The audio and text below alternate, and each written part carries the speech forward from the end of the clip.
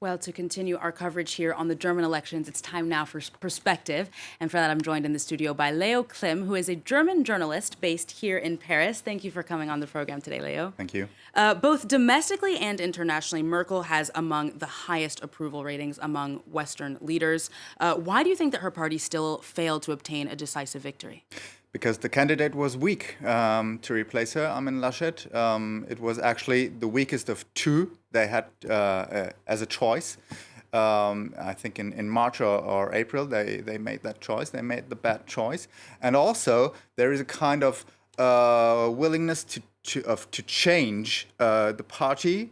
And this is a German willingness, means stay a little bit conservative, pick another candidate, which is Social Democrat, but actually very close to Angela Merkel, who has served her as a finance minister and who is in her continuity. So this is like a small change. And so the two factors, the weak candidate and the willingness of change, I think are the explanations. And what do you think that means for the future of the CDU? Will they ever be able to live up to her reputation or pick a candidate that's a little bit more appealing to voters? Of course, they can come back, because I'm convinced Germany is a kind of structurally conservative country, likewise France, actually.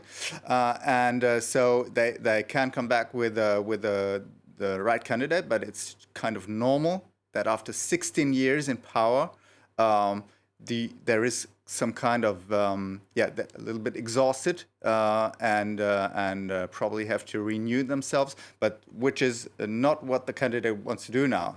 As you know, he's still trying to form a new government. And how would you describe, Leo, you talked about the fact that you reminded viewers that she's been in power for 16 years, so I know it's a hard question, but how do you think that you would define Angela Merkel's legacy? A lot of stability, not just for Germany, but for the whole of Europe. She was not a great reformer. She was not a visionary, but she was giving Germany and Europe stability in harsh times with several crises, financial crisis, COVID crisis, refugee crisis. And so she managed that. She was more reacting than acting, but that she did well. And you talked about this a little bit, but just to kind of emphasize, if she is so popular, she's able to gather support, it sounds more or less from all areas of the political spectrum in Germany. What do you think that voters maybe see in Olaf Scholz or in the SPD that they don't see in her successor, Armin Laschet? They know him. And he was the one also in the electoral campaign doing the less mistakes. And there are also some social issues in Germany. And he, for example, promises a minimum wage of 12 euro per hour. He wants to put in place from next year on. So all this, I think, has given some advantage to him. Okay, and you're a German journalist, of course, but you're based here in France. Angela Merkel has seen 4 different French presidents. What do you think her future, now that she's no longer there, what do you think that might mean for the Franco-German partnership? Oh, it will not change radically. Armin Laschet would the conservative would be the one who is more Francophile, who actually he speaks French.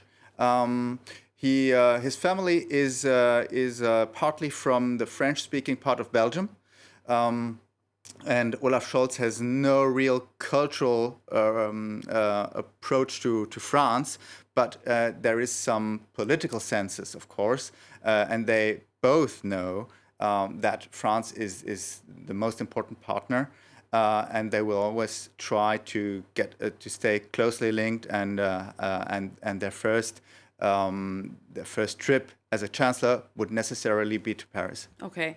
And looking ahead to the French elections here for next year, what do you think are some of the major differences between the election season in Germany and as we look ahead towards the start of the campaign here in France? The electoral systems are completely different, and political culture is completely different. In France, you need to have a very strong personality, and you get elected directly by the voters, so that changes the game. So you need to be actually. Angela Merkel would never have been French president because she has not, how do you say, the charisma? The charisma, yeah. The charisma. She's not really